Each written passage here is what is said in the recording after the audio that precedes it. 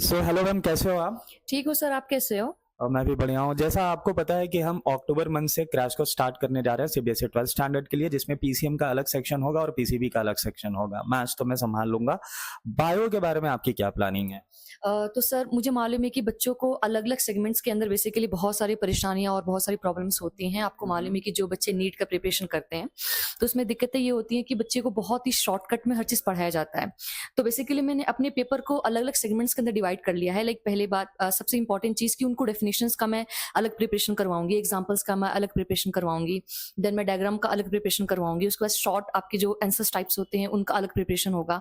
Then long answers along with the diagram कैसे हमें present करना है पेपर में। सो इस तरह से मैंने कुछ अलग-अलग सेगमेंट्स के ज़रिए 3 से 4 हर एक चैप्टर के ऊपर हम टेस्ट उनका कंडक्ट करेंगे, जिसकी वजह से मे बी ऐसा हो सकता है कि शायद आने वाले जो हमारे पूरा फुल लेंथ पेपर होगा, बच्चा उसके अंदर बहुत ही ज़्यादा अच्छा परफ़ॉर्म कर सके। सो इस तरह से हमने कुछ सोचा हुआ है with respect to the biology. Okay.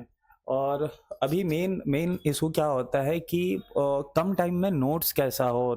Notes आप बच्चों से प्रिपेयर कराओगे या आपने समथिंग ऐसा बना रखा है जिससे उनके लिए जो टाइम है वो टाइम सेव भी करना है बच्चों को? क्योंकि देखिए, होगा क्या, जब हमारा क्रैश कोर्स स्टार्ट होगा अक्टूबर नवंबर मंथ में, तो हम बहुत अच्छे से बच्चों के साथ कोऑर्डिनेट कर पाएंगे। बट दिसंबर और जनवरी का महीना ऐसा होता है जिसमें बच्चों को प्रैक्टिकल, मॉक प्रैक्टिकल देने होता है। स्कूल के साइड से बहुत ज़्यादा प्रेशर होता है। उसके बाद जनवरी में एंट्रेंस एग्जामिनेशंस स्टार्ट हो जाते हैं। तो नोट्स ऑलरेडी रेडी है या कैसा रहेगा ma'am? Yes sir, thank you so much ये क्वेश्चन पूछने के लिए, क्योंकि बहुत सारे बच्चे ऐसे होते हैं कि जो बेचारे नीट की प्रिपरेशन करते हैं, उनके पास एक्चुअली नोट्स नहीं होते with respect to the board examination.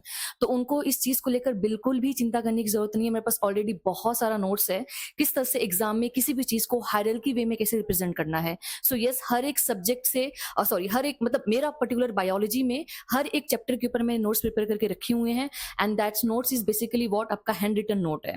End of course उसके अंदर मैंने अलग-अलग रेफरेंस बुक को अपने वे में लेकर देन उसको मैंने अपने वे में उसको पूरा प्रेज़ेंट किया हुआ है। सो नोट्स को लेकर बच्चे बिल्कुल ना चिंता करें। So yes, here we are.